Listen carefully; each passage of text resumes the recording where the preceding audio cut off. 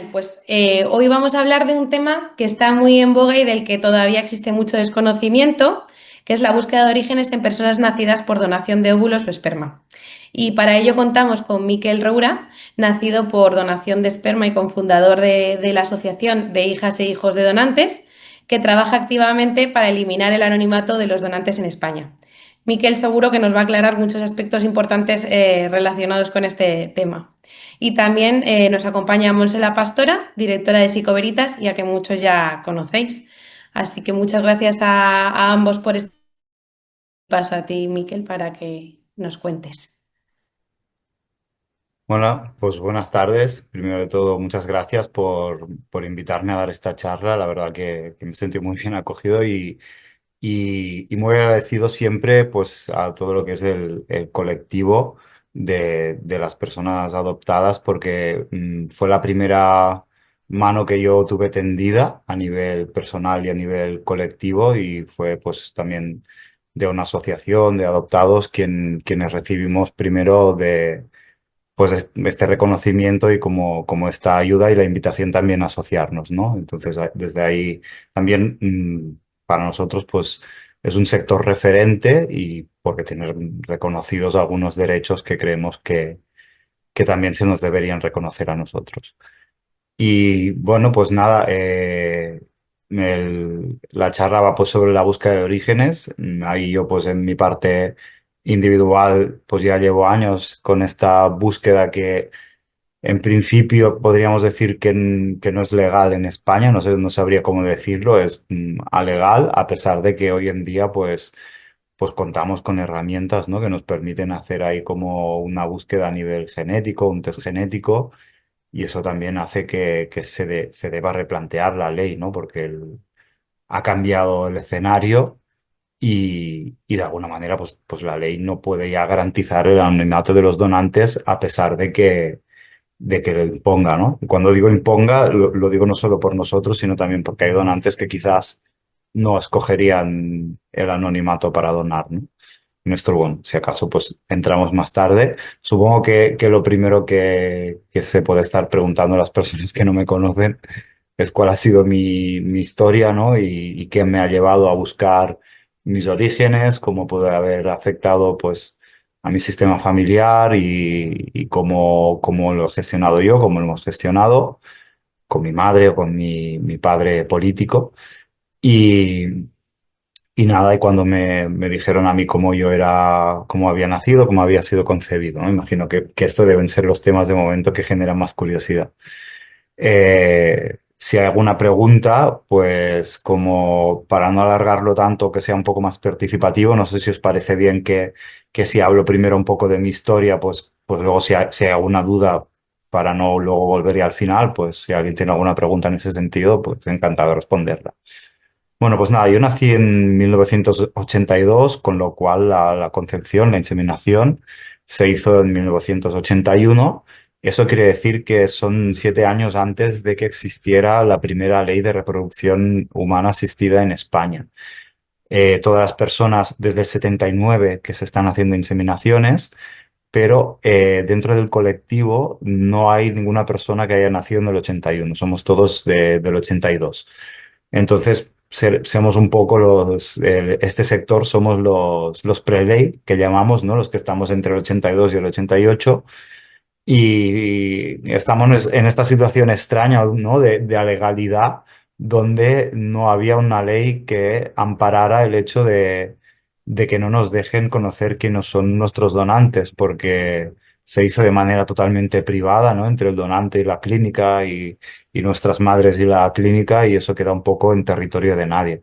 Nosotros hemos pedido a las clínicas que nos faciliten nuestros datos, pero bueno, dicen que algunas que tuvieron una inundación, otras que lo perdieron, otras dicen que los datos solo se tienen que conservar 15 años, ¿no? Como si fueran datos informativos y no fuera la historia de una persona y de su vida, ¿no? En este caso nos sentimos un poco deshumanizados. Pero bueno, en fin, el hecho es que mi madre estaba casada con un hombre que se llamaba igual que yo, Miquel, Y este hombre pues sufría de una enfermedad hereditaria, que era una ataxia espinocerebelosa de tipo 1, y ante la posibilidad de que pudiera transmitírsela a su hijo, no a mí, porque yo entiendo que si hubiera nacido una persona de él y de mi madre, sería un hermano mío por parte de madre y no sería yo. Por lo tanto, sería una persona diferente. Esa es una paradoja. Entonces, para que yo o la persona que hubiera nacido no tuviera esa enfermedad, decidieron pues recurrir a la donación anónima de esperma. Se la recomendó el médico y bueno, pues ahí mi madre pues se inseminó y en el 82 nací yo, tuve una infancia feliz, normal. Evidentemente, mi padre enseguida, a los 2, 3 años, yo ya empecé a ver su evolución de la enfermedad, a pesar de que con mi madre se separaron ya cuando yo tenía 3 años. Eh, Él se fue a vivir a un lugar, mi madre volvió a Blanes, que es donde vivo y donde están mis abuelos. Y ella empezó a compartir la vida con otra persona y esta otra persona es quien me ha hecho a mí de padre, ¿no? Desde ahí que yo digo que yo tengo tres padres, que uno que me puso el nombre, que es Miquel, que era el que estaba casado con mi madre y el que fue padre de intención, pero no pudo ejercer por la enfermedad y porque finalmente murió. Y el otro que me ha hecho y sigue haciendo de padre en funciones, que yo de caras afuera le llamo padre, pero de caras adentro le llamo Jordi, porque lo conocí como Jordi. Y actualmente es el abuelo también en funciones y con matrícula de honor de mis hijos. Y luego está pues el padre biológico, que nosotros en el colectivo de nacidos de donante anónimo mayoritariamente nos referimos así al donante porque nos gusta siempre puntualizar que a nosotros bien no nos dio nada, ¿no? Porque si la persona que nos da la vida se le considera un donante, entonces todos hemos nacido por donación, ¿no? En todo caso, lo que dio es el material genético a mi madre por intermediación de la clínica. Entonces es el donante de nuestras madres, pero no el nuestro. De nosotros es nuestro padre, que siempre le ponemos el apellido biológico porque queremos que todavía hay una conflictividad que es más en cuanto al nombre padre, ¿no? Que a veces genera como este malestar en según qué sectores, pero para nosotros no lleva ningún tipo de carga afectiva o emocional el padre con el apellido biológico, ¿no? Eso después podemos entrar más y explicarlo, pero de alguna manera es como que nosotros tenemos disociada totalmente lo que es la parte filiativa de la parte genética y por lo tanto el título padre con su apellido puede dirigirse a varias personas, ¿no? De hecho, tengo una anécdota que para mí es muy significativa en este sentido y es que mi hija cuando tenía 8 años, como veía las fotos, me preguntaba, a ver, este señor que salía en el álbum de fotos, entonces, ¿quién era? Digo, este es mi padre Miquel, este es el que estaba casado con la abuela y es el que me dio el nombre, ¿no? Dices, pero él murió, pero entonces, ¿quién puso la semilla? ¿Quién es tu padre padre? Y digo, bueno, la semilla, como la de padre Miquel, pues tenía problemas, pues mi madre fue a buscar una semilla al hospital que se le dieron de un hombre que no conocemos. Y luego pues se casó con Jordi, que nos ha hecho de padre y de abuelos y tal. Se quedó así pensando un momento y me dijo, entonces tú tienes tres padres, ¿no? Y lo dijo con el orgullo de, qué guay, mi padre tiene tres padres, yo tengo tres abuelos, ¿no? Por parte de padre. Y esa naturalidad, refleja totalmente lo que es positivo para los niños, ¿no? Y es esta no exclusión de todos los vínculos que están implicados en la concepción y en la vida, ¿no? Del menor y nuestra, ¿no? Es decir, un niño siempre va a recibir de buen grado el reconocimiento que le llegue desde el vecino al maestro, pero imagínate encima de las personas que forman parte de su historia biológica, ¿no? Y el reconocimiento de una no tiene por qué ser excluyente de la otra, es que es más, es que suman, ¿no? Y ella pues enseguida lo recibió así y me parece muy relevante el tener en cuenta o el poner de manifiesto cuál es la mirada y el sentir de los niños en este sentido, ¿no? Dicho esto, eh, vamos a lo mejor al capítulo, ¿no? Que es como el más interesante de mi historia personal con la reproducción asistida, que es cuando yo pues soy conocedor de cuál ha sido mi concepción, ¿no? Esto pasó a los 15 años y mi madre siempre se encargó de que yo tuviera contacto con la familia de mi padre Miquel, e incluso con él, ¿no? A pesar de que estaba enfermo, pues mi madre con su pareja se encargaban de llevarme, de acompañarme a estar con él, a estar con su familia, también incluso como él pues tenía la movilidad reducida y todo, a veces venía con nosotros, íbamos a comer todos juntos, o le llevaban también a visitar lugares, ¿no? Que le habían quedado pendientes seguramente. Y bueno, pues yo normalicé esto de pequeño, pero claro, cuando fui un poco más adulto, él murió cuando yo tenía 9 años, pero yo seguí en contacto con la familia de mi padre Miquel, ¿no? Los iba a ver.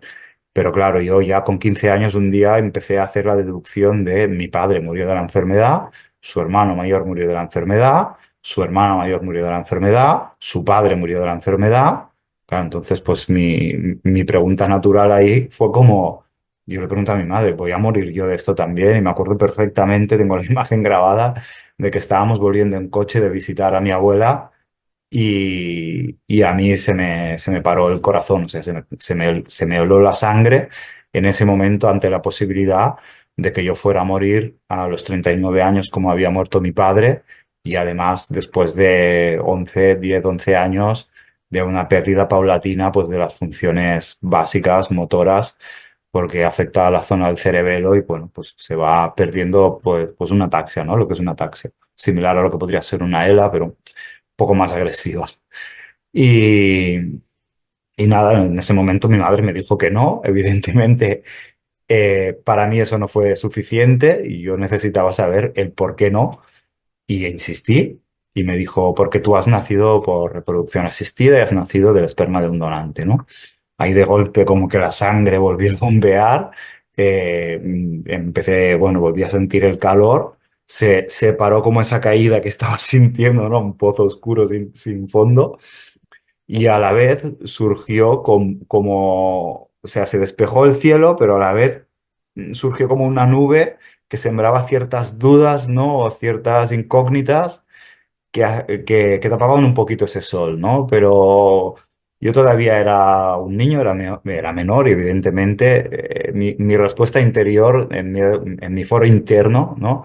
Fue decir, bueno, esto ha sido un gran acto de amor, tanto de mi madre como sobre todo de mi padre Miquel, que ha renunciado a su genética para poder concebir y gracias a ello, pues yo tengo vida y salud, ¿no?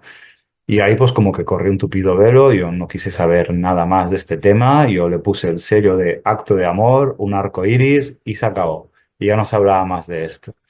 Pero casualmente yo pasé de ser un niño súper deportista, muy implicado en los estudios y todo, y a los 16 años, o sea, a los pocos meses, pues empecé a tener unas crisis importantes de estudios, de comportamiento, me costó ya gestionar algunas cosas respecto al deporte, hice un cambio de hábitos importante y quizás durante 10 años mm, siento que para mí perdió el valor de mi propia vida, no me importaba mi vida, ¿no? Como era el hecho de salir de fiesta, si bebía hasta última hora, me daba igual, era como, bueno, si me mato con la moto me da igual, si me da algo me da igual, ¿no? Era como...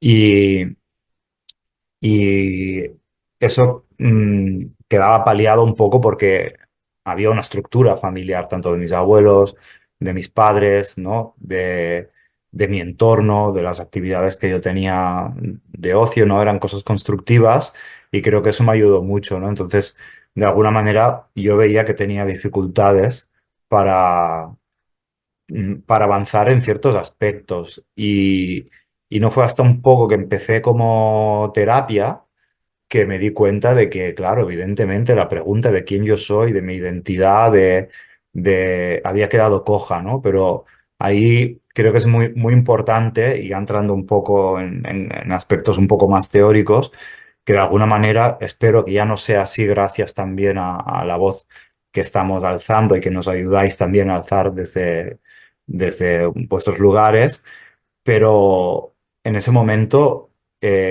para nada, la sociedad, ni las clínicas, ni el mundo de la salud, ni los médicos, ni el entorno familiar estaba preparado para acoger la posibilidad de que yo me preguntara por quién era ese donante o yo lo pudiera considerar mínimamente un vínculo importante, y darle un lugar. Es decir, y eso no estaba hecho tampoco con un sentido de opresión hacia mí, ¿no? Sino es que es así, de alguna manera era como no hay nombre para definirlo, no hay narrativa, por lo tanto no existe lo que no se puede nombrar. Entonces yo no tenía ni siquiera las herramientas para poder identificar que a mí lo que me está pasando era eso, ¿no? Entonces, cuando yo he conocido a otras personas que han nacido por donación como yo, la primera fue Manuel de Granada, que hablé con él con 34 años y nos pasamos 2 horas en el teléfono. Lo primero que me surgió fue como, vale, no es mi culpa, ¿no? Es como yo achacaba todas mis problemáticas a mi carácter, a como yo soy, ¿no? Entonces, yo soy el problema. Yo no gestiono bien las cosas, en ningún momento pensaba que eso pudiera afectarme, porque es que no podía ubicar eso tampoco, ¿no? Porque es lo que se llama como una injusticia epistémica, ¿no? Es decir, se está ejerciendo como una presión o una violencia, pero como no se puede nombrar, no existe. Y como no existe, pues no se puede ubicar hasta qué punto está perjudicando. Y no fue un poco hasta que entré, pues como pude, pues seguí estudiando, combinando, ¿no? Un poco mis subidas y bajadas emocionales o mis estados más o menos de crisis existencial, pues fui avanzando poco a poco y a los 25 26 años, en el trabajo, trabajaba en juventud, con adolescentes, nos hicieron una formación de dinamización comunitaria donde vino una persona a dar una charla sobre el enfoque sistémico, ¿no? Más por el lado de Bergelinger que no por el lado académico, o sea, sobre constelaciones familiares, y habló de los vínculos, de la importancia de los vínculos, de que estuviera ordenado, todo, de dar su lugar a cada vínculo, y a mí me explotó la cabeza, ¿no? Fue como, ¡guala!, ¿no?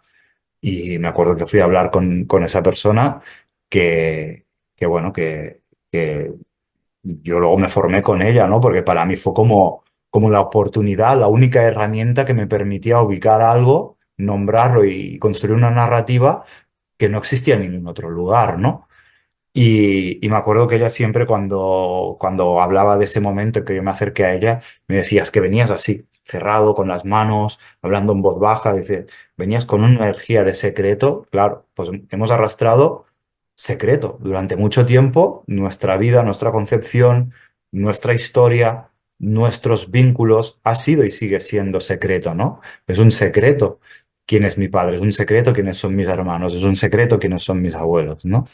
Entonces me parece paradójico, ¿no? Pero en muchas personas de nuestro colectivo pasaban cosas que nos creemos que los niños, porque no son conscientes de algo desde lo lógico, no les está llegando esa información. Pero es que la información llega por muchos más canales.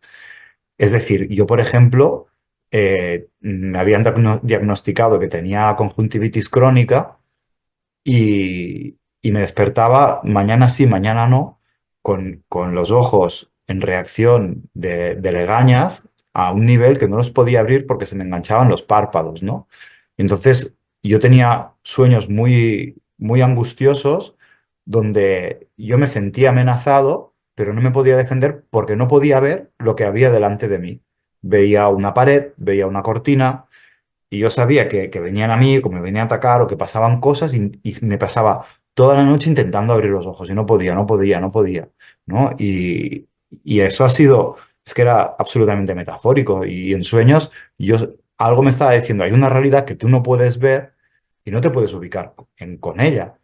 Y hay compañeros y compañeras de la asociación que les ha pasado cosas muy similares. Incluso hay quien ha llegado a soñar que veía una figura masculina y, y cuando llegaba a la parte de la cintura, de golpe desaparecía.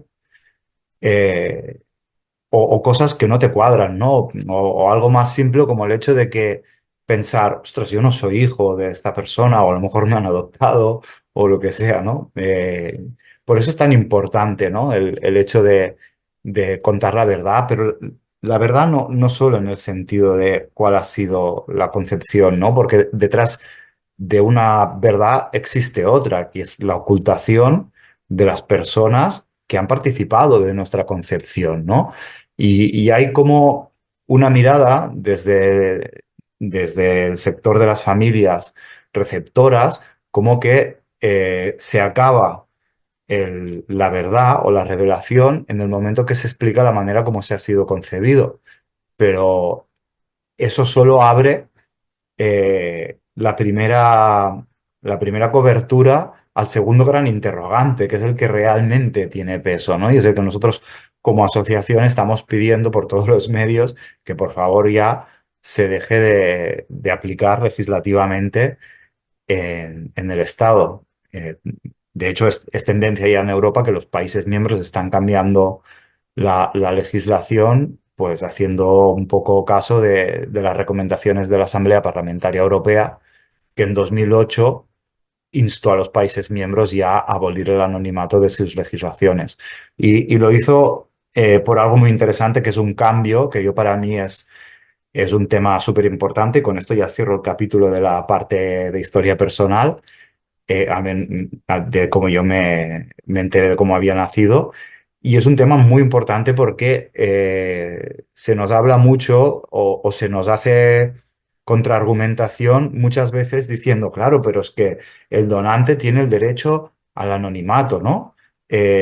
Yo no considero que donar deba generar ningún tipo de derecho cuando es una cosa que se hace conscientemente y se debería a lo mejor hacer más hincapié en que de esos gametos que se están donando va, va a existir una persona. O sea, no es una cosa, no es una cosa baladí, es una cosa seria, ¿no? Es decir, va a nacer alguien que tendrá sentimientos y preguntas. Eso por una parte, ¿no?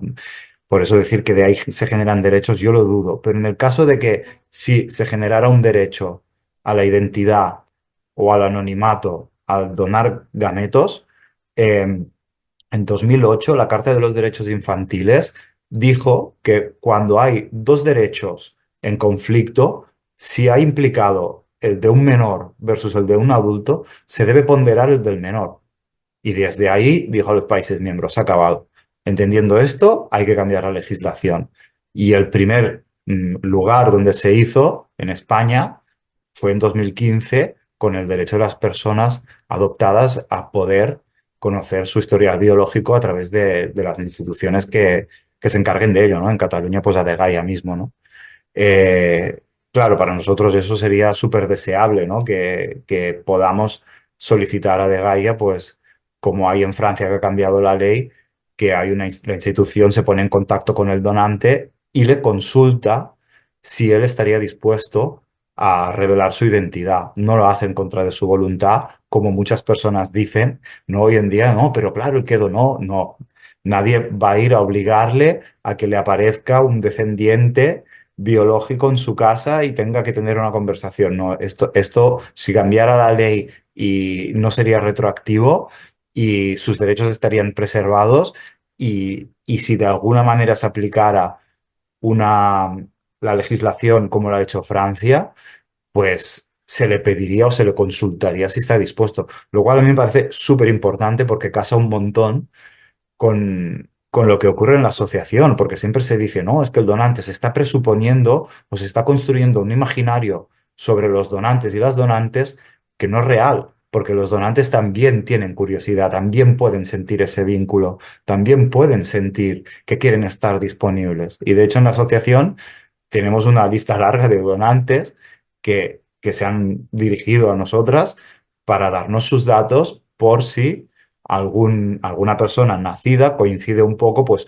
con la clínica, con la época en que donó, con su fenotipo y están mostrando su disposición a ser contactadas en ese caso, identificadas. Es decir, el imaginario del donante que no quiere saber nada y que dona y huye de eso, es un imaginario que está bastante construido a raíz de la narrativa de las clínicas.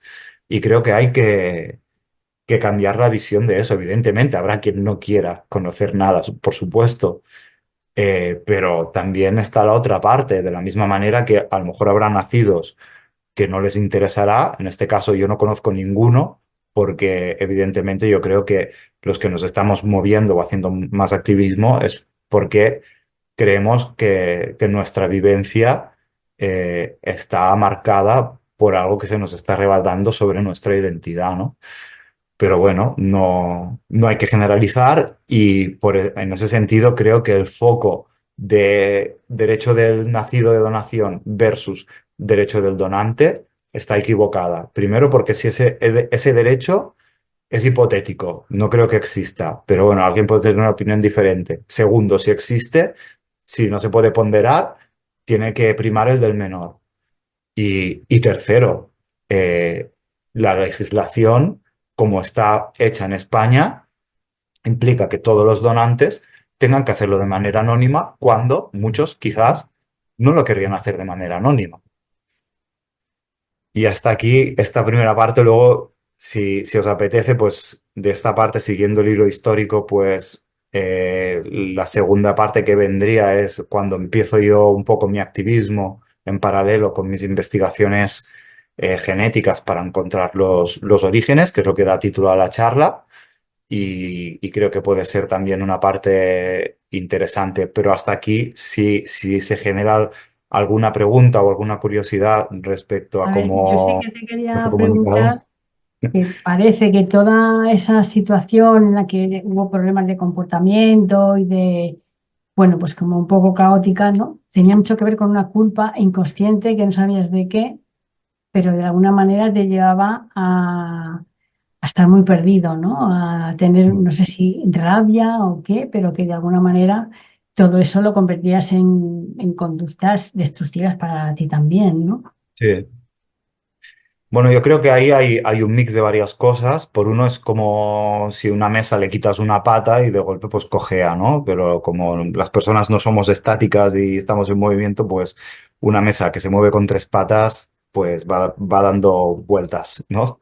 Entonces yo creo que un poco estaba en esa vorágine y cuando empecé a identificar un poco las cosas o a ponerles nombre, claro, lo primero que surge es una cosa que sí que está nombrada y está establecida, que es el conflicto de lealtades, Ujú. que eso es un paralelismo que podemos tener también con las personas adoptadas, y es el hecho vale, yo siento esta necesidad identitaria de dar lugar y de construir mi historia biológica y de dar lugar a esos vínculos biológicos, pero si lo hago puedo perjudicar o puedo hacer daño o están moviendo los miedos más profundos de las personas que a mí me han criado y de mi madre, de mi padre político, lo que sea, ¿no? Entonces, quizás se sienten desplazados, quizás me vayan a rechazar, quizás no lo acepten, quizás, ¿no? Y ahí también Y es... en la realidad eso es así. O sea, ¿tú crees que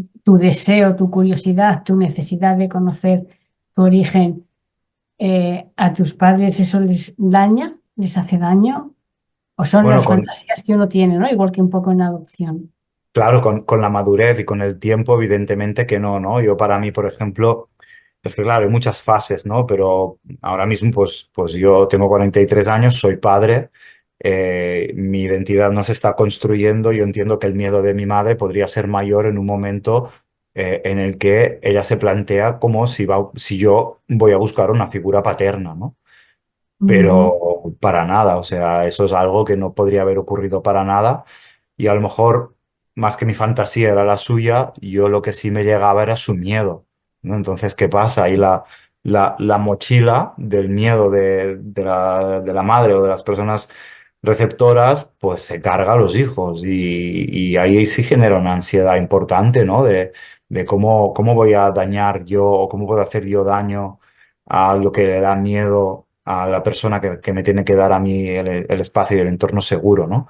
Yo O creo sea, que ahí que hablaríamos de tus miedos de hacer daño a tu madre y los miedos de tu madre de hacerte daño a ti, como que ahí hay un choque, ¿no? Y eso hace que de alguna manera este tema pueda pasar más o menos de puntillas, ¿no?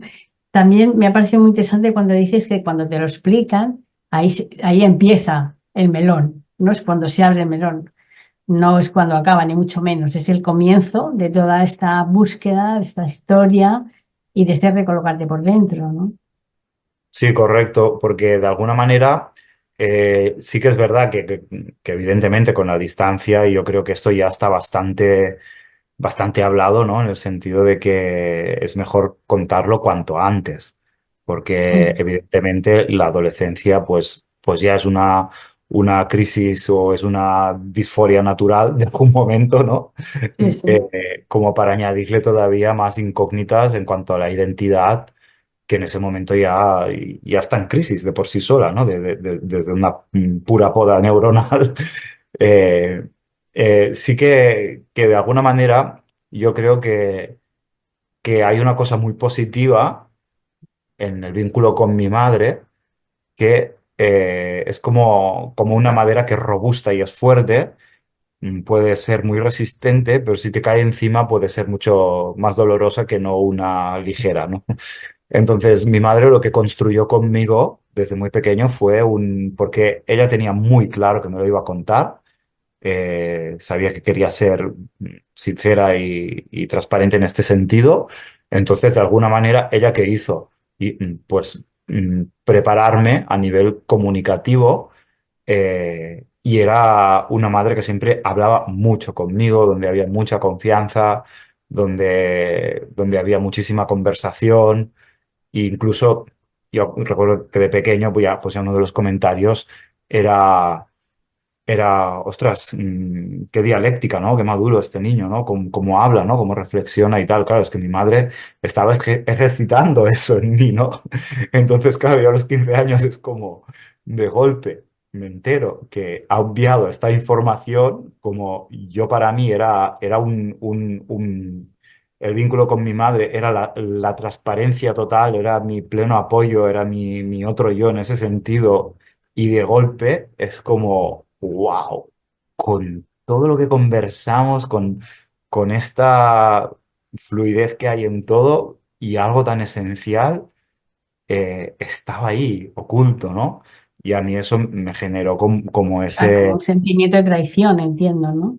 Sí, por alguna parte sí, claro. Es como... Luego ¿Y qué le con... dirías, por ejemplo, ahora a padres que te están escuchando que a lo mejor pueden pensar, pues mejor no decirle nunca nada, ¿no? Yo creo que el riesgo de conocerlo accidentalmente, como les ha pasado, o sea, a Ujú. pesar de que yo estoy diciendo que los 15 años es un mal momento y puede ser tarde, pues a lo mejor de la comunidad que estamos activamente hablando así en grupos y tal, que podemos llegar a 100, soy el segundo o el tercero de los que lo supo más pronto. O sea, porque muchos lo han sabido, sobre todo de mi generación, porque ha muerto el padre, que había muerto de una enfermedad y se hacen pruebas genéticas, porque por accidente, por lo que sea. Entonces, allí el peligro potencial es muchísimo mayor. La ocultación tiene unos peligros, o sea, cuando tú ya tienes la identidad construida a los 30 años, como les ha pasado a muchos compañeros, conocer esto puede llegar a ser muy doloroso y difícil de elaborar, ¿no? Yo creo que esto es mucho más fácil de procesar O sea, cuando que en más este niños o más caso jóvenes. el callar y el no decir no fortalece el vínculo, sino todo lo contrario. Por supuesto, y como yo digo, inconscientemente esa información sí que está ahí y se procesa. De alguna manera está. Mm. Para mí, lo más importante cuando yo he hablado de este tema con mi madre ha sido que ella hizo una aportación para mí muy inteligente y es, yo te lo dije cuando tú me preguntaste, ¿no? Porque de alguna manera era evidente, como por ejemplo, pues las familias que son monoparentales o las familias que son del mismo sexo, es una pregunta que va a ser obvia en algún momento. Cuando den ciertos temas en clase los niños, pues van a venir con la pregunta en casa, ¿no? Un indicativo de cuándo preguntarlo es cuando hay la madurez para hacer la pregunta y responder en función de cómo se estructura la pregunta. Es decir, si el niño está en segundo de la ESO y está preguntando por espermatozoides, pues está capacitado para entender qué es una Mm. inseminación. Si el niño pregunta, y uno ha encontrado casos de familias que nos han contactado a la asociación y casos de niños con 7, 8, 9 años que tienen ya toda la curiosidad y están elaborando un discurso brutal, ¿no? Entonces ya tienen una madurez para hacer unas preguntas. Entonces, si tienen la madurez para hacer esas preguntas, tienen la estructura para poder incorporar la Para información de la sostener la pregunta. respuesta. Te voy a hacer tres comentarios y preguntas que hay en el chat. Sí, Entiendo que al integrarse a los 15 años y no desde siempre, ya había generado un concepto de familia tradicional que luego le ha costado o le está costando modificar. no, en este caso yo sabía que mi padre Jordi no era mi padre, entonces yo sabía que tenía otro padre, aparte pues tuve la suerte de que pues yo he tenido he recibido mucho amor de pequeño y creo que mis padres son gente con valores y principios honestos y, y los dos, no sé si habéis visto la película de Stephen Hawking, que él va enfermando y su expareja o su exmujer con la pareja actual pues se encargan de él, lo cuidan, están presentes.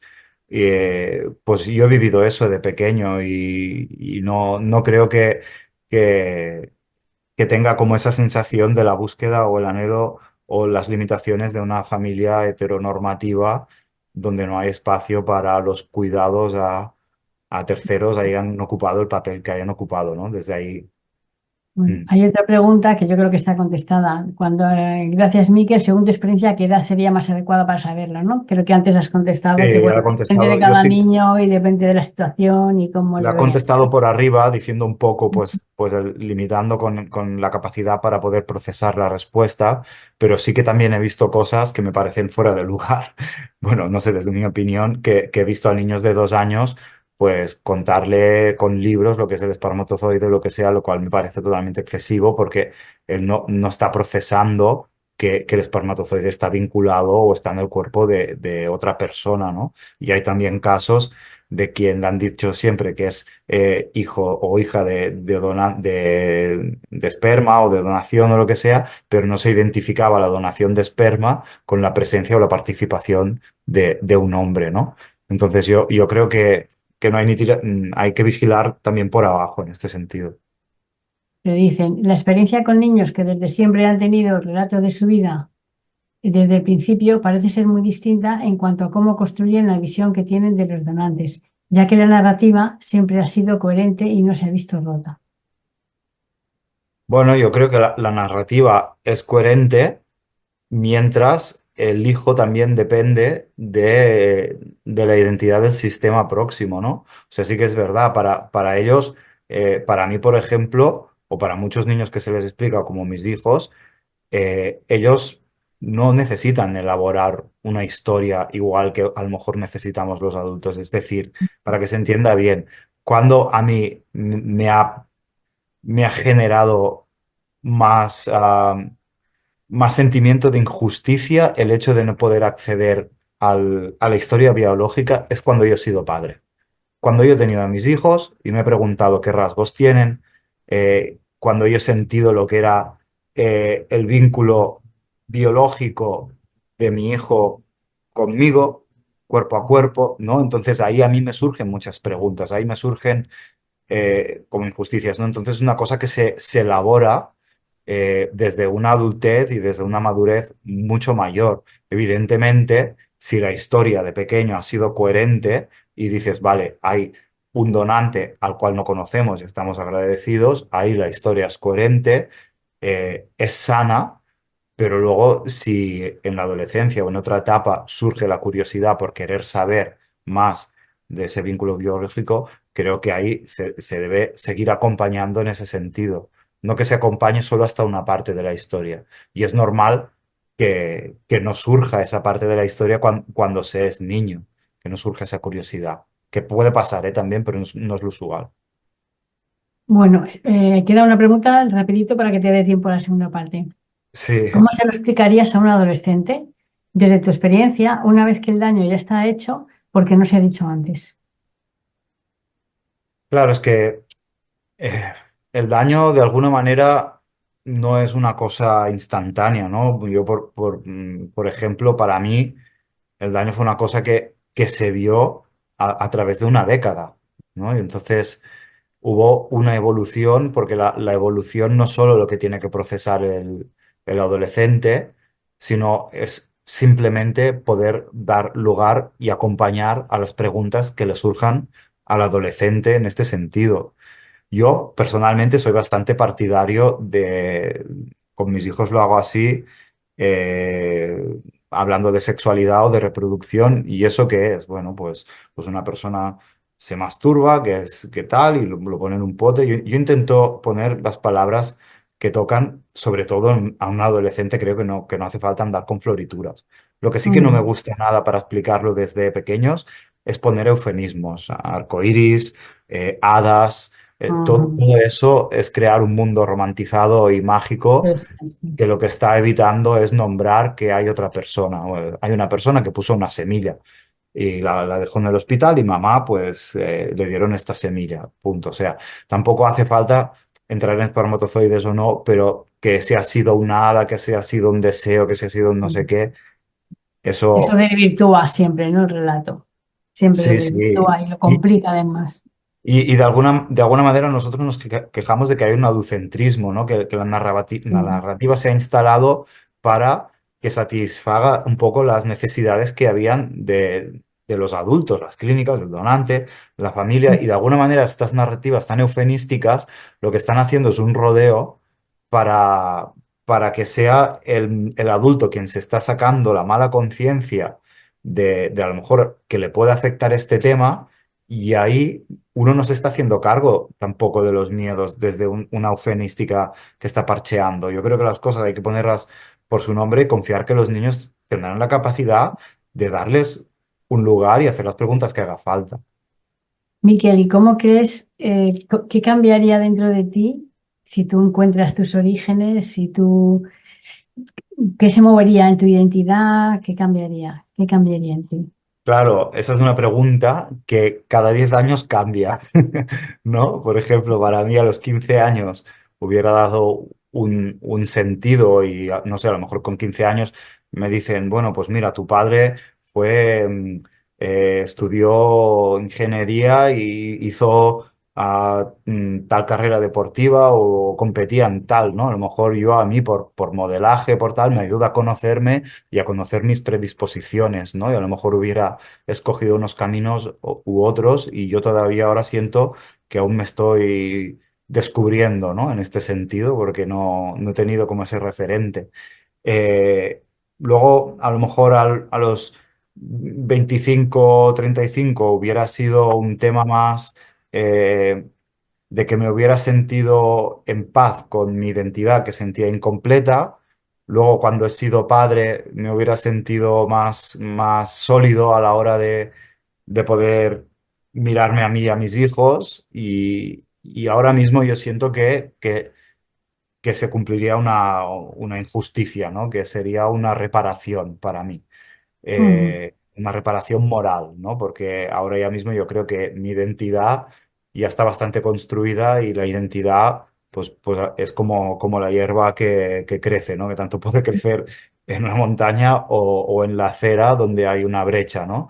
Eh, la identidad crece y mi identidad ha crecido con lo que se me ha dado y con lo que no se me ha dado, ¿no? Y entonces mm. mis años de activismo, que ya van 20, mis años de investigación en este tema, pues han conformado también mi identidad. Entonces, forma parte, mi lucha forma parte de mi identidad. Vale, pues si te parece, empieza con la segunda parte y luego vamos con las preguntas que quedan. Vale, pues ahí la segunda parte viene, pues eso, hablamos ya de hace pues casi unos 20 años, ¿no? Durante los 3 años que yo estuve haciendo esta formación en constelaciones familiares, yo tuve la oportunidad de colocar muchas cosas.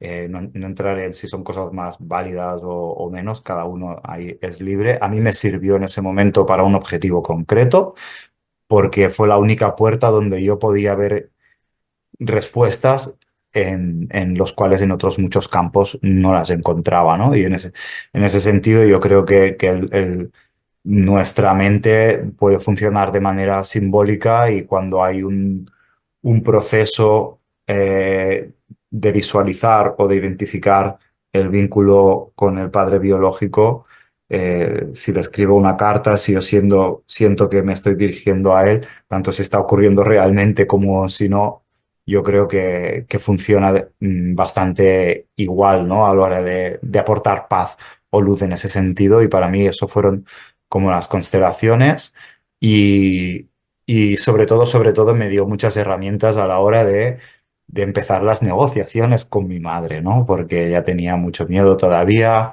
a, a que, a que eso pudiera afectarme a nivel personal, a que intentara buscar una figura que no encontraría y que me generara pues mucho más malestar que en otra cosa.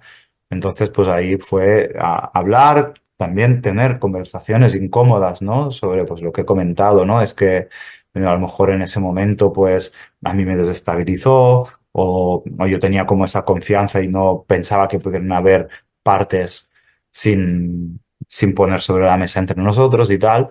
Y bueno, mi madre pues hizo un clic y me acompañó y evidentemente yo creo que al final lo que determina lo que es maternar es la capacidad de ir mucho más allá de ti y acompañar a tu hijo con lo que le pueda surgir y eso ha hecho mi madre.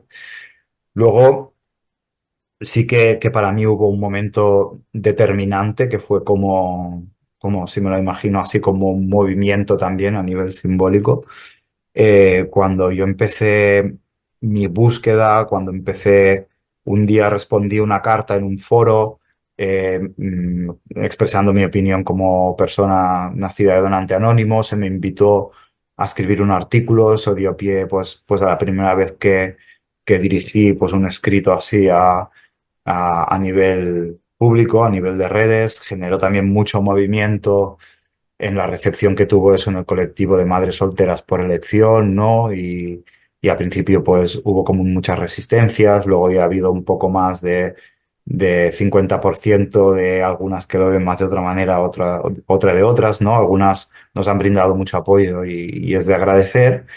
Y todo esto pues acabó generando que se nos acercaran la prensa y lo hizo la primera vez lo hizo Televisión Española bueno, solicitándome para participar en Informativos TV, que bueno, pues todo el mundo sabe que es un documental con mucha solera en nuestro país.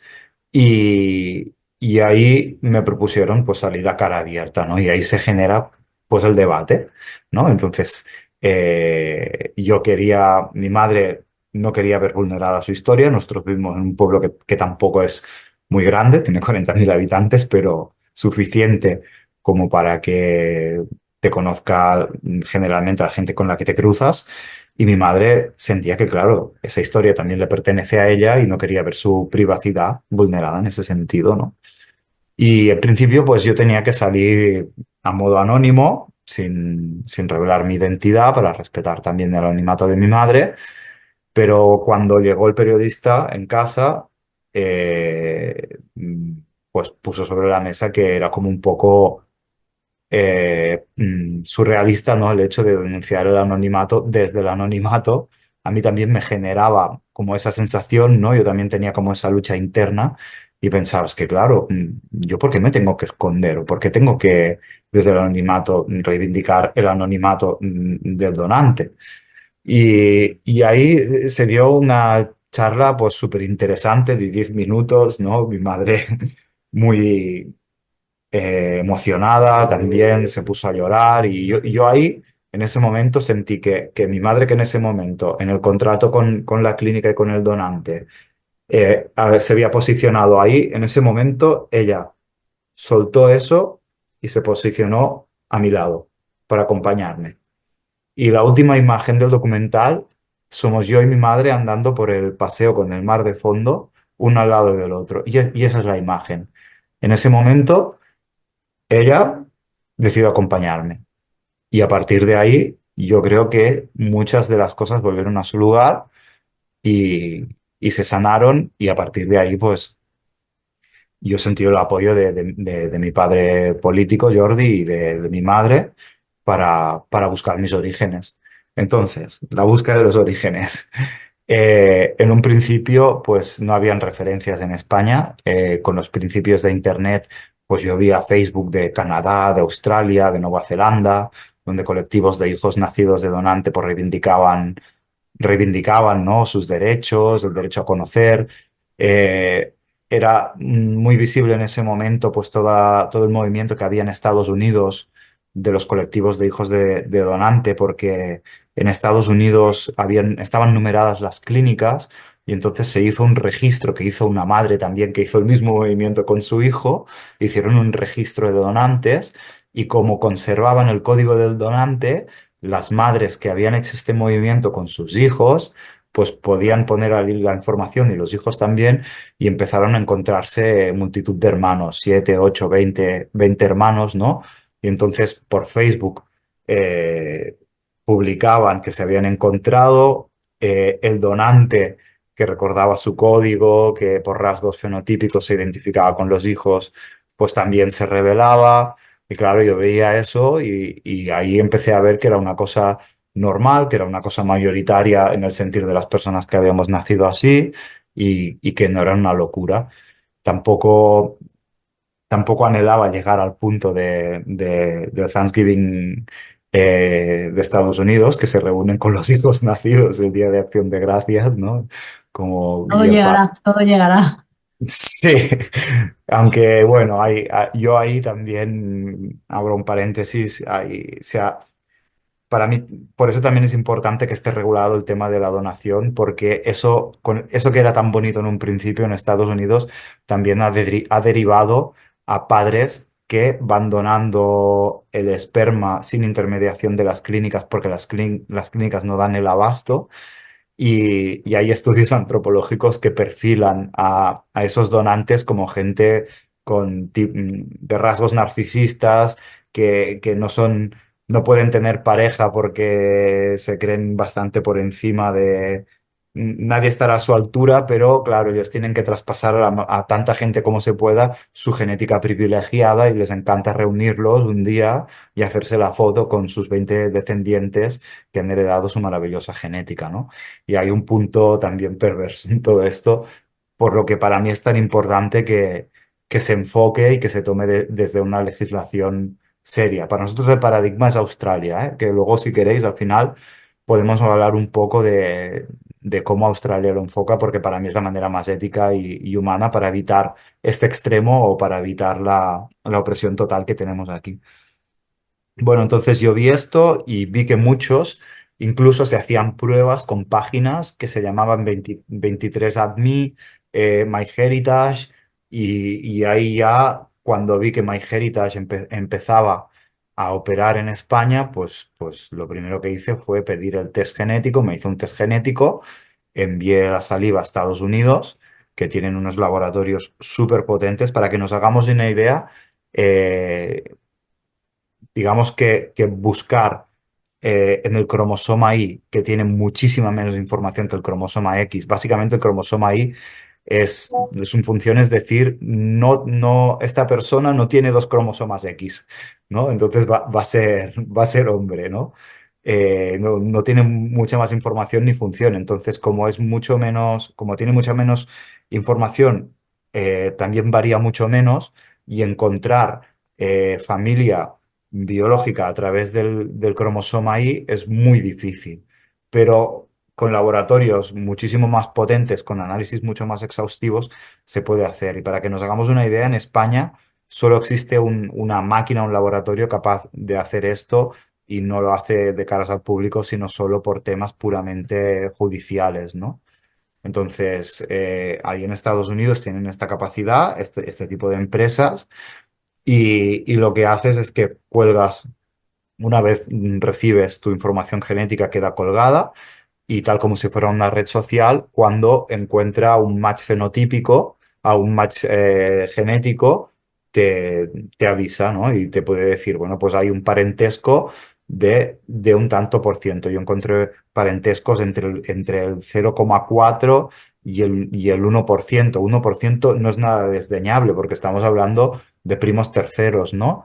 Entonces, yo ahí tuve 4 o 5 match de estos de familia extensa que se llama y, y con el tiempo fui construyendo árboles genealógicos que están también colgados en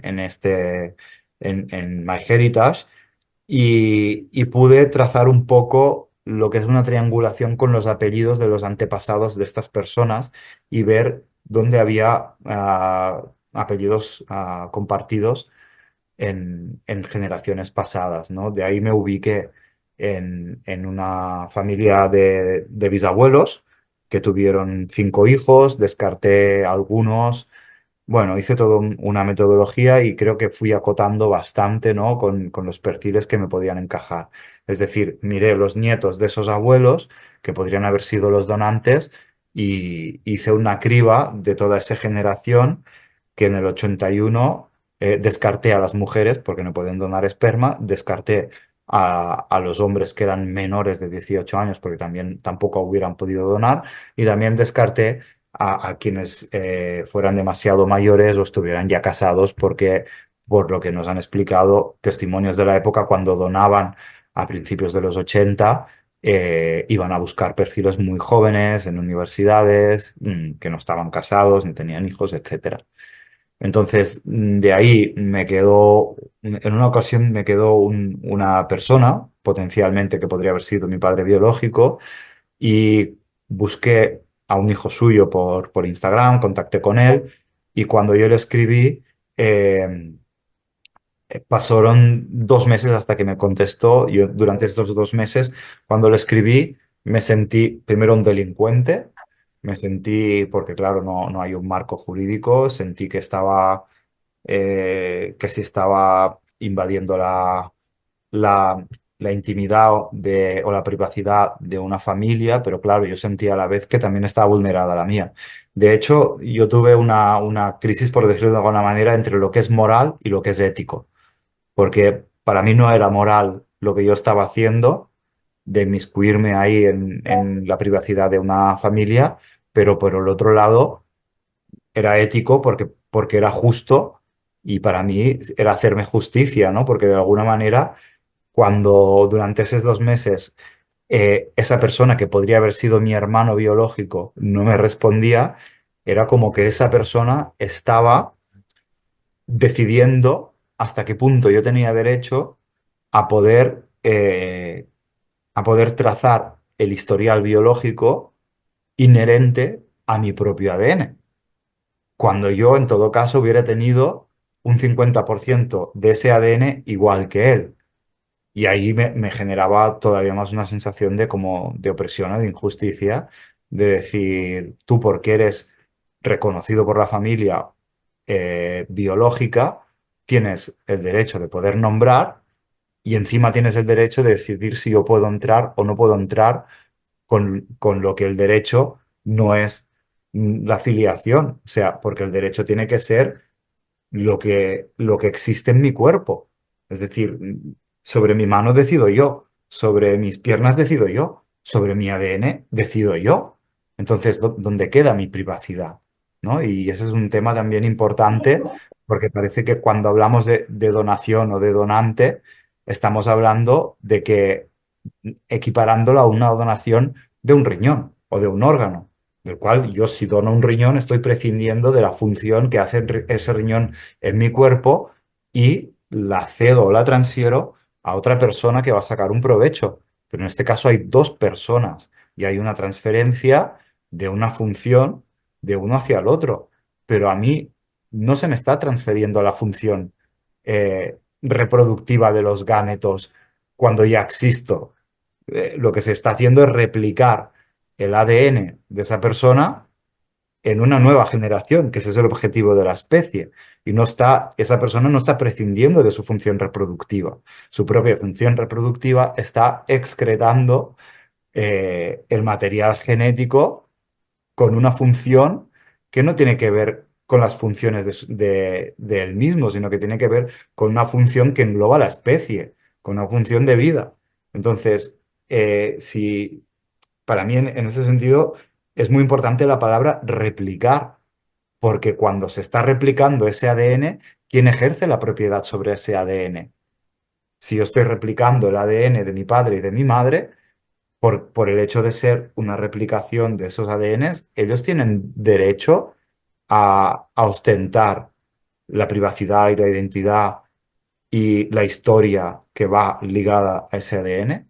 Desde ahí, para mí, desde mi punto de vista, se está secuestrando mi identidad, se está desintegrando o fragmentando mi historia y mi patrimonio humano, mi patrimonio cultural y biológico y generacional, ¿no? Esto por un lado, esto es como yo me sentí. Luego me respondió, ¿vale? Volviendo a la historia. Y él pues fue muy amable, se prestó incluso a hacer pruebas de ADN, pero en ese momento cuando él había accedido a hacer pruebas de ADN, me di cuenta de que en el sistema familiar había dos matrimonios entre primos, con lo cual el trazo que yo había seguido del árbol genealógico no podía,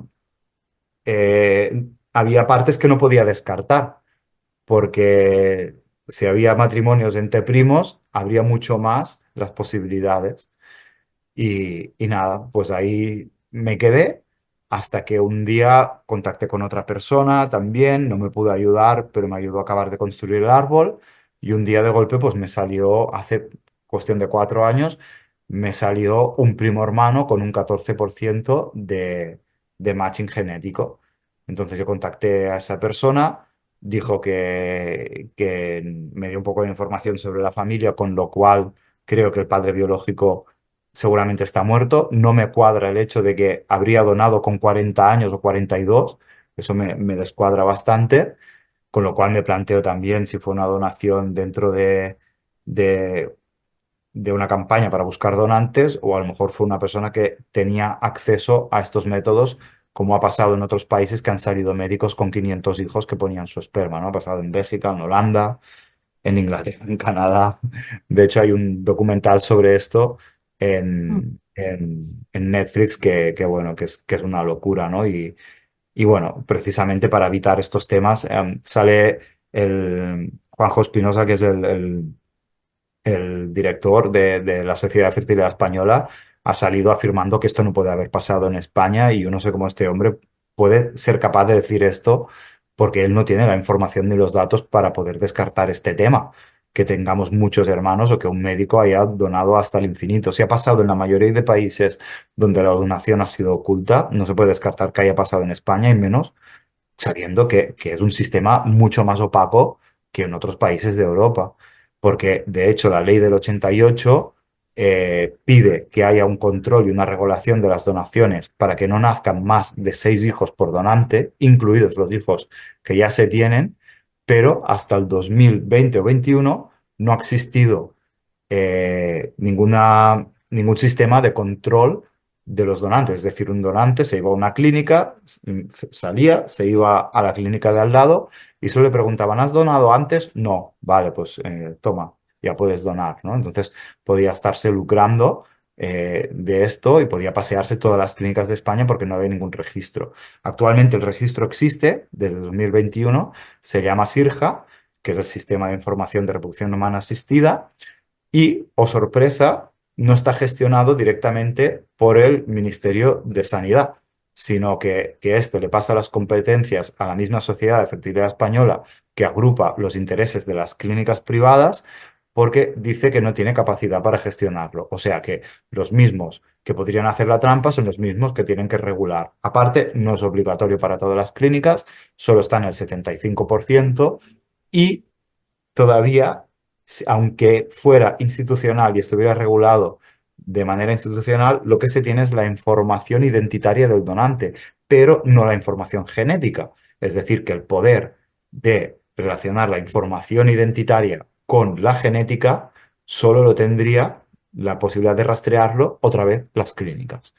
Por lo tanto, de momento en España, todos los movimientos que se van haciendo son bastante cosméticos y estoy seguro prácticamente que cuando empiecen a salir a la luz o se empiecen a hacer más test genéticos aquí, pueden pasar cosas. De hecho, ya tenemos colectivos de 4, 5, 6, 7 hermanos que se están encontrando. Y aquí en España los test genéticos no se han extendido tanto porque como en Estados Unidos hubo pues las oleadas inmigratorias de hace 100, 200, 300 años, pues tienen mucha más curiosidad para saber de dónde vienen, porque como también te puede ubicar a qué etnografía perteneces, pues mucha gente se lo hacía por curiosidad y acababa descubriendo tramas familiares secretas. Pero bueno, en fin, por último, ya para cerrar, ahora estoy así, esa persona ya me dijo que no quería ayudarme en encontrar el padre biológico, que seguramente está muerto, yo sé la familia que es, sé que hay 5 candidatos que podrían ser el padre, porque son los hermanos, el más joven no me cuadra porque no tendría tampoco mucha edad de haber donado, pero bueno, ahí estoy con esa incógnita. La persona ha retirado de MyHeritage, ha retirado sus datos genéticos, imagino porque debe haber visto que estoy apareciendo en medios y no se ha sentido cómoda con esto. Ya le he dicho que yo entiendo su posición y es lícita y sin problema. Y bueno, creo que de alguna manera España se tiene que poner las pilas también porque no tiene ningún sentido estar manteniendo la ley del anonimato cuando no puede garantizar el anonimato con un test genético que al final acaba generando que se puedan encontrar las familias biológicas y se esté haciendo de una manera totalmente informal, incluso accidental, donde puede ser más violento por todas las partes, ¿no? España se tiene que poner las pilas, tiene que cambiar y abolir ya el anonimato y mediar para que el contacto con las familias o la identificación de las familias biológicas se haga de una manera respetuosa y saludable por todas las partes. Muy bien, bueno, o sea que un poco lo que decías antes también es ese derecho a saber que es como siempre se da más prioridad al adulto que a los menores, ¿no? Que a los niños y a las niñas. Y en este caso es un derecho que choca, ¿no? Contra el anonimato de los adultos que donan con vosotros, ¿no? Que habéis nacido por ahí.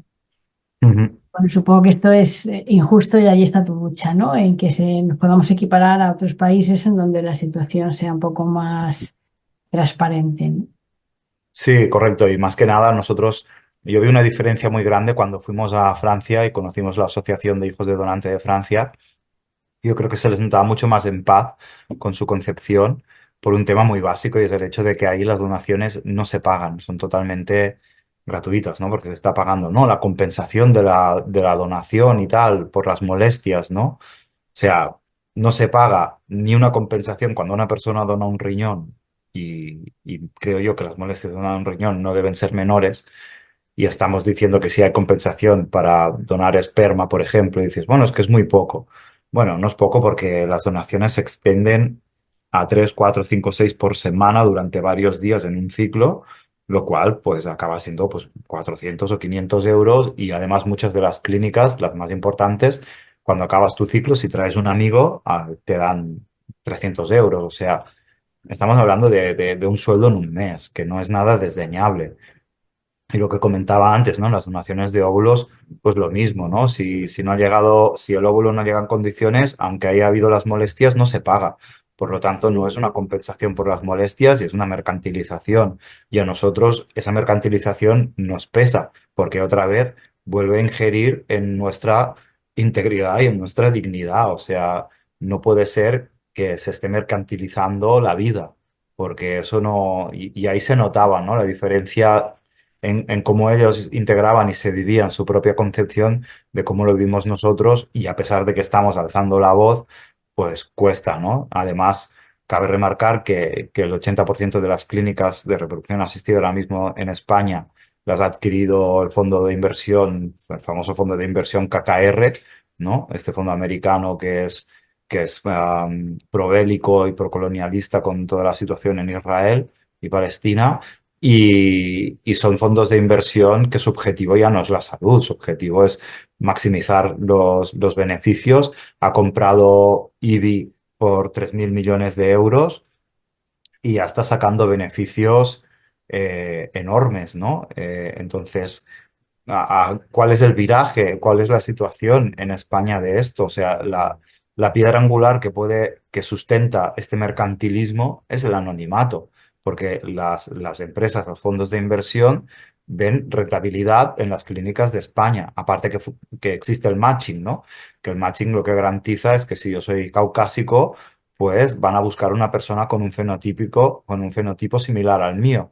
Entonces, eso hace que el 50% de los ciclos de reproducción asistida con donación anónima del Estado español se hagan a parejas o a familias receptoras de fuera del Estado español. O sea, el tema de que no es por un tema del invierno natal y la baja natalidad, no es verdad porque se está abarcando, claro, como en los países están cambiando las legislaciones, pues España se está enriqueciendo más con esto, ¿no? Bueno, España no, las clínicas de reproducción asistida y los fondos de inversión están viendo ahí el negocio y me parece denigrante que no se estén respetando 8 derechos de la Carta de 8 artículos de la Carta de los Derechos Infantiles por un tema mercantilista en un estado de Europa en el siglo XXI, o sea, en 2025. Se están vulnerando 8 artículos. Se está vulnerando el derecho a la privacidad del menor, a su historia, porque se le está usurpando su historia privada. Se le está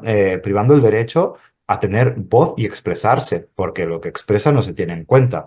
Se está privando el derecho a su información, a su identidad, a su libre desarrollo.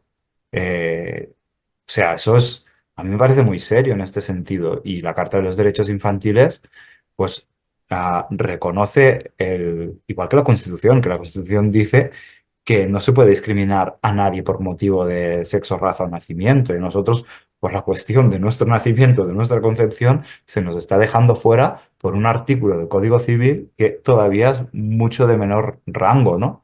Entonces, esas contradicciones hoy en día no se pueden sustentar y si se sustentan con connivencia del Estado es por un hecho mercantilista puramente. Y a nosotros nos pesa, eso nos pesa. Qué interesante. A ver, una última pregunta que había aquí, podéis seguir preguntando, ¿eh? Dice, una pregunta más. Si no se ha dicho lo del donante y sí lo de la semilla, ¿es mejor decirlo cuanto antes también en la infancia? Si nos ha dicho lo del donante, sí, Les han hablado de semilla en vez de donante. Entonces, cuando se ha hecho eso, ¿cuál es el mejor momento para decirle lo del donante, ¿no? Para quitar un poco yo a mis hijos o mis hijos con 7 o 8 años, pues les expliqué que mi madre, la abuela, pues se fue al hospital y como la semilla de mi padre Miquel estaba dañada y hubiera podido pasar una enfermedad, pues fueron a buscar una que los médicos le hubieran garantizado, que no siempre es así porque tenemos casos importantes de negligencia en ese sentido, pues que el padre dio que una persona que no conocemos, un hombre, dejó su semilla para que la pudieran poner en la madre. Yo creo que Es un poco igual que antes, ¿no? Dependiendo de la edad, pues lo de semillas ya se puede eh, sustituir por donante, pero cuando son pequeños hay que empezar porque alguien dio la semilla, ¿no? Que ya es el donante. sí, El sí. niño poder ir incorporando toda la información, estructurándola de una forma adecuada. Correcto, correcto. Estructurarla para que, bueno, pues para eso, ¿no? Para que cuando pueda elaborar una narrativa mucho más compleja, cuando mire atrás, no sienta que ha habido una omisión de información, sino que ha sido una información adaptada y que es coherente con las nuevas capas que puede añadir por su madurez. Vale, para terminar, ¿qué le dirías a los padres, a las madres que están pensando en esta posibilidad, que han tenido un hijo de esta manera, para favorecer a sus hijos? ¿Qué les ayudaría a sus hijos? Yo, para las familias que todavía no han recibido gametos, yo lo que diría es que se vayan a Portugal y lo hagan en un país donde los derechos del menor y de los hijos de donantes estén respetados en ese sentido y tengan garantizada la posibilidad de identificar a quién fue el donante. Incluso ya la manera me parece mucho más humana, porque en Portugal las personas que van a donar escriben una carta, le dicen qué gustos tenían, qué le desean, qué lección de vida un poco ellos se llevan o les quieren transmitir, les dan como, les alientan también bueno, pues a hacer realidad sus proyectos. Claro, eso lo que está haciendo es que el donante se está poniendo en la situación de que su semilla va a generar una vida con preguntas, con anhelos, con deseos, con dudas, con sentimientos, y se está colocando en ese lugar y, y eso ya cambia mucho el perfil del donante, porque aquí tenemos un perfil del donante que muchas veces es gente muy joven, mucho más inconsciente, que necesitan el dinero para cosas que a lo mejor no son lo más lícito del mundo. Y también los países donde no hay la mercantilización y se ha abolido el anonimato y no hay compensación económica, los donantes cambian el perfil a gente un poco más grande o ya con hijos muy consciente de lo que significa procrear, ¿no? Y con esa sensibilidad. Por lo tanto, yo sin duda iría a un sistema donde el anonimato esté abolido y en el caso de ya haber estado y haberlo hecho en España, sencillamente estar predispuesto o predispuesta a dialogar, a acompañar, a validar lo que surja y sin avanzarse tampoco, porque he visto a lo mejor madres que después de escuchar una charla, ¿cómo puedo hacer para saber quién era el donante con 3 años? ¿No? Y, "Buah, tiene 3 años o tiene dos". Digo, pero a lo mejor no le surge la curiosidad. A lo Ujú. mejor a los 13, 14, 15 años te pregunta o a lo mejor no te pregunta y no tiene esa necesidad. Tampoco hace falta como anticiparse, ¿no? Hay mucho tiempo, se puede acompañar de muchas maneras y siempre con la predisposición de dar lugar a lo que pueda inquietar a los hijos y ser sinceros. Si surge un miedo, hay resistencias o lo que sea, pues a lo mejor buscar soporte, buscar ayuda, comentarlo, llevarlo a terapia, pero nunca como proyectar esos miedos o esas dudas hacia el hijo o la hija, convirtiendo un tema un tabú para que no obligue a sostener una incomodidad o a conectar con una vulnerabilidad propia, ¿no? Los padres, me incluyo, tenemos que hacernos cargo de nuestros miedos y nuestras vulnerabilidades y no hay ningún problema tampoco en expresarlos, ¿no? Decir, "Oh, bueno, pues si tienes un hijo adulto es que, claro, me da miedo que a lo mejor te sientas enfadado conmigo, no sé qué, pues hablando, dialogando, negociando, acompañando, validando". Vale, otra persona te dice, muchas gracias por abrir un cuestionamiento que no me había planteado, a ver que se mueve esto. Mi hija ha nacido por donación de óvulos y estás planteando cuestiones para mí con mi hija que no me había planteado. Gracias. ¿Crees que si lo hubiera sabido desde siempre te hubiera generado menos inquietud? Esa es otra. Yo creo que sí hubiera sido diferente el hecho de saberlo antes de la adolescencia que durante la adolescencia, porque luego, a pesar de que yo decía, claro, es que yo me he sentido culpable pensando que todo era responsabilidad mía por un aspecto caracterial, pues no, pero tampoco podemos decir que el aspecto caracterial no influencia para nada, ¿no? Entonces, a lo mejor yo podría haber tenido un carácter que me hubieran dicho esto y yo pienso, bueno, pues yo qué sé, pero yo tengo un carácter bastante intenso, me gusta mucho el deporte, la actividad, o sea, tengo un carácter intenso, inquieto, curioso.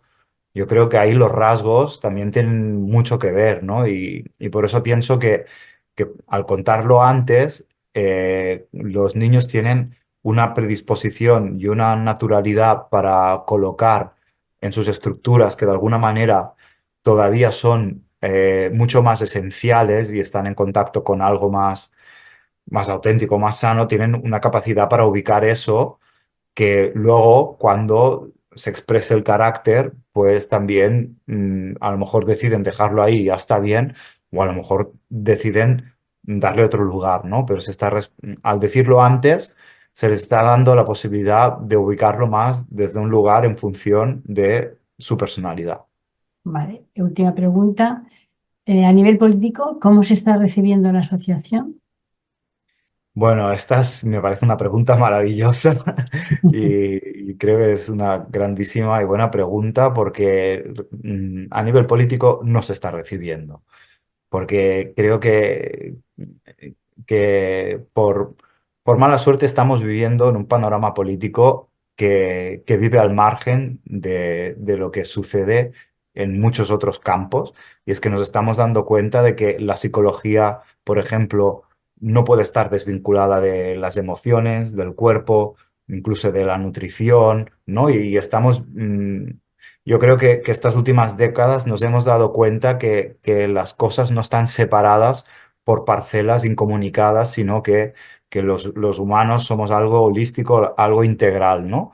Y eso se está trasladando en muchos campos, desde la ciencia hasta lo social, hasta pie de calle, excepto en la política. La política sigue siendo la típica política de hace un siglo enrocada en un color o en el otro o en un...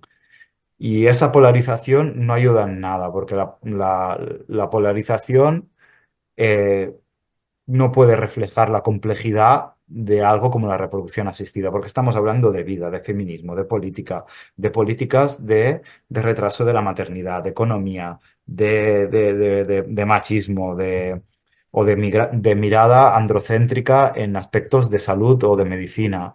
Estamos hablando de nuevos modelos familiares, estamos hablando de acceso a la vivienda, estamos hablando de que las campañas de las clínicas de reproducción asistida para buscar óvulos se dirigen a chicas entre 18 y 25 años cuando se puede donar hasta 35, ¿no? Pero claro, son las que más vulnerables económicamente están. Luego, hasta que no tienes una economía bien asentada, no puedes recoger la maternidad o acogerla y ya se te ha pasado el tiempo óptimo de calidad de óvulos o de capacidad de adherencia del útero, ¿no? Y en ese sentido es un tema tan complejo que la política del A y el B o del blanco y el negro no puede acoger la complejidad de este prisma. Yo creo que ante esto, como los movimientos políticos no saben por dónde cogerlo, no están actuando, no están entrando.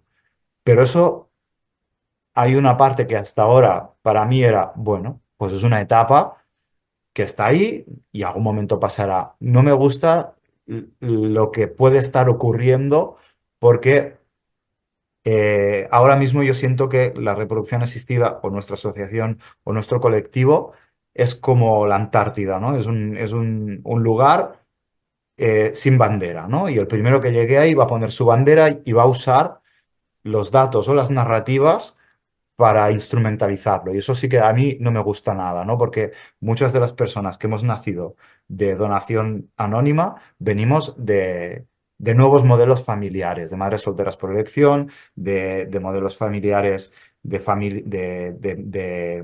padres o madres del mismo sexo, ¿no? Y entonces, eh, ante la no politización, las narrativas las pueden usar políticos que no quieren dar lugar a nuevos modelos familiares y que pueden usarlo para ir a el lugar donde las respuestas eran simples y donde no existía la complejidad, no porque no estuviera, sino porque estaba negada, ¿no? Y eso es a mirar Bueno, atrás.